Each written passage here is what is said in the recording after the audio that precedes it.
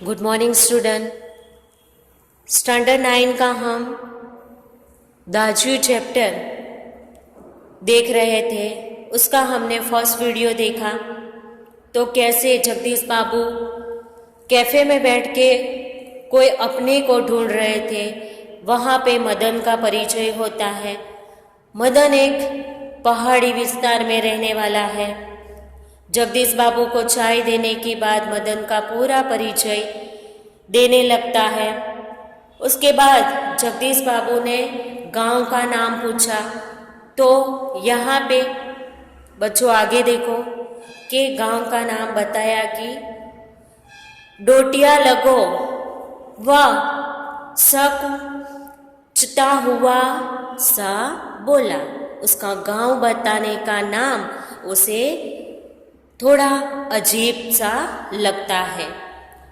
जगदीश बाबू के चेहरे पर फूटती हुई एकांकीपन की स्नाही दूर हो गई और जब उन्होंने मुस्कुराकर मदन को बताया कि वे भी उसके निकटवर्ती गांव के रहने वाले हैं, जो लगा जैसे प्रसन्नता के कारण अभी मदन के हाथ से ट्रे गिर पड़ी।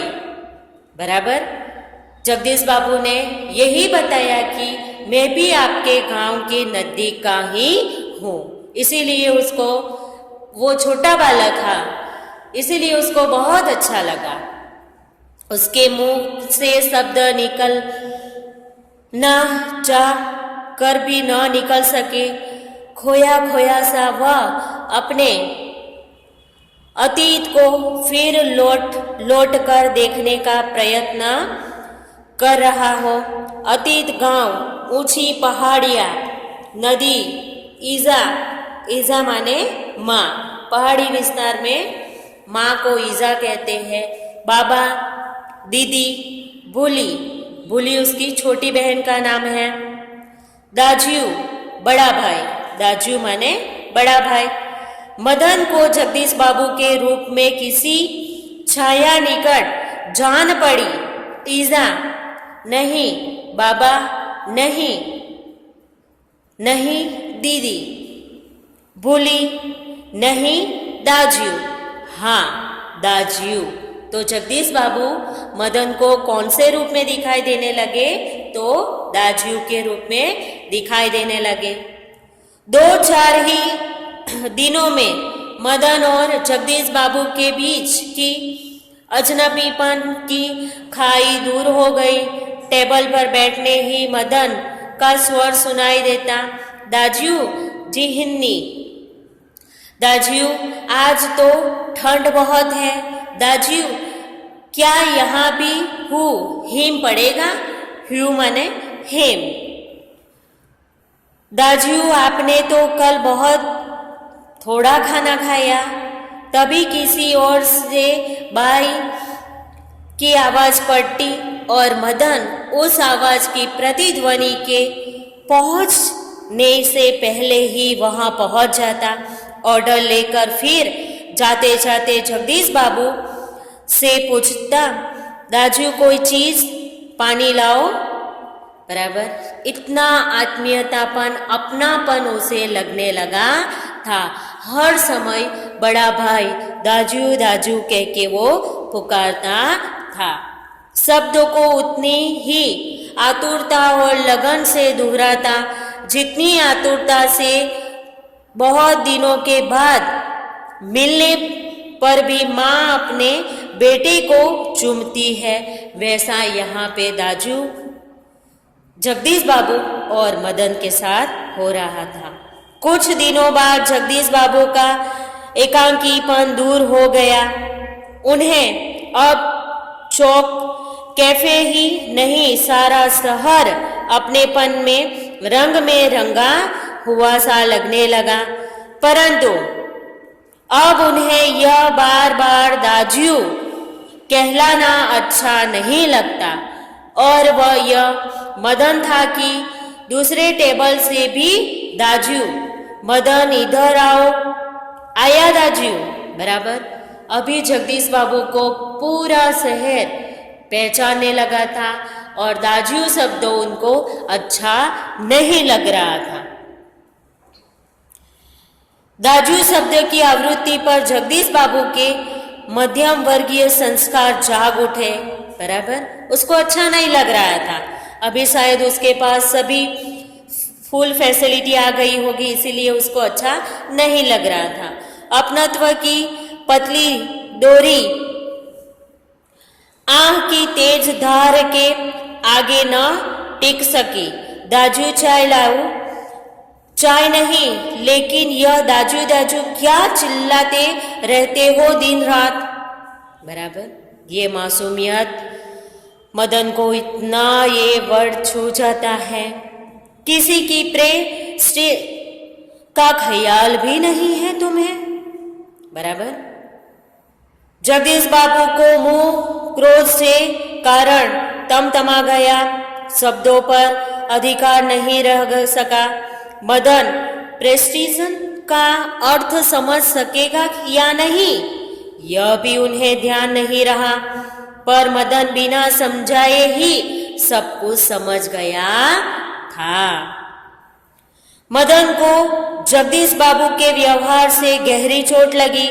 मैनेजर ने सिर दर्द का बहाना कर वह घुटनों में सर के कोठरी में सिसकिया भर भर रोता रहा। घर गांव में दूर ऐसी परिस्थिति में मदन का जगदीश बाबू के प्रति आत्मीयता प्रदर्शन स्वाभाविक ही था। इसी कारण आज प्रवासी जीवन में पहली बार उन्हें लगा किसी ने उसे ईजा की गोद से बाबा की बाहों में और दादी माने उसकी दीदी बोली कि आंचल की छाया में बलपूर्वक खींच लिया हो। भावुकता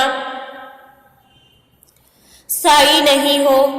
रो देने पर अंत को गुमटी वेदना की आंखों की राह बाहर निकाल देने पर मनुष्य जो भी निश्चय करता है वे भावुक क्षणों की अपेक्षा अधिक विवेकपूर्ण होते हैं।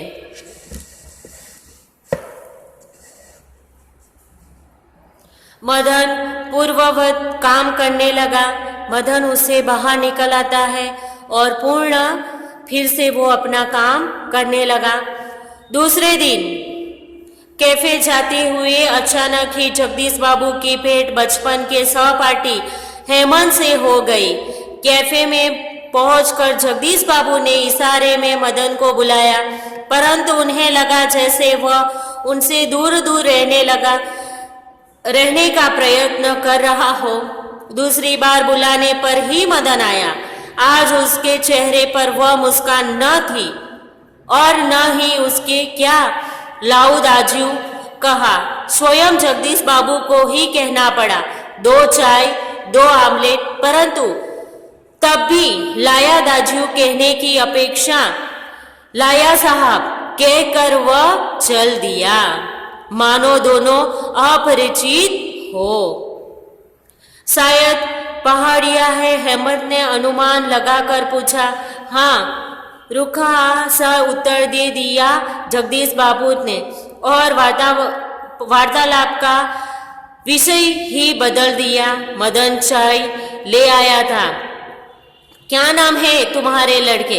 हेमंत ने सान चढ़ाते की गरज से पूछा। कुछ क्षणों के लिए टेबल पर गंभीर मौन छा गया। जगदीश बाबू की आंखें चाय की प्याली पर ही झुकी रह गई। मदन की आंखों से सामने विगत स्मृतियां घूमने लगी।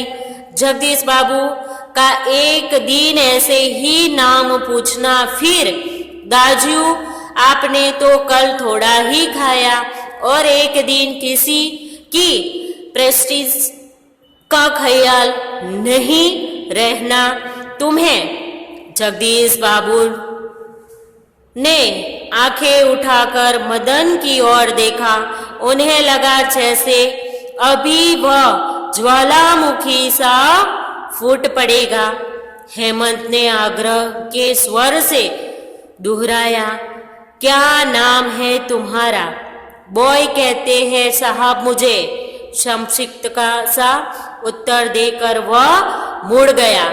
आवेश में आकर उस चेहरे लाल होकर और भी अधिक सुंदर हो गया था।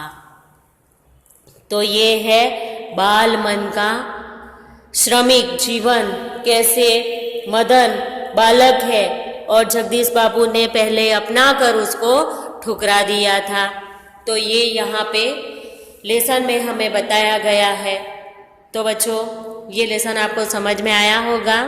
तो आप लोग को नोटबुक में शब्दार्थ और स्वाध्याय पूरा कंप्लीट कर देना रहेगा। धन्यवाद।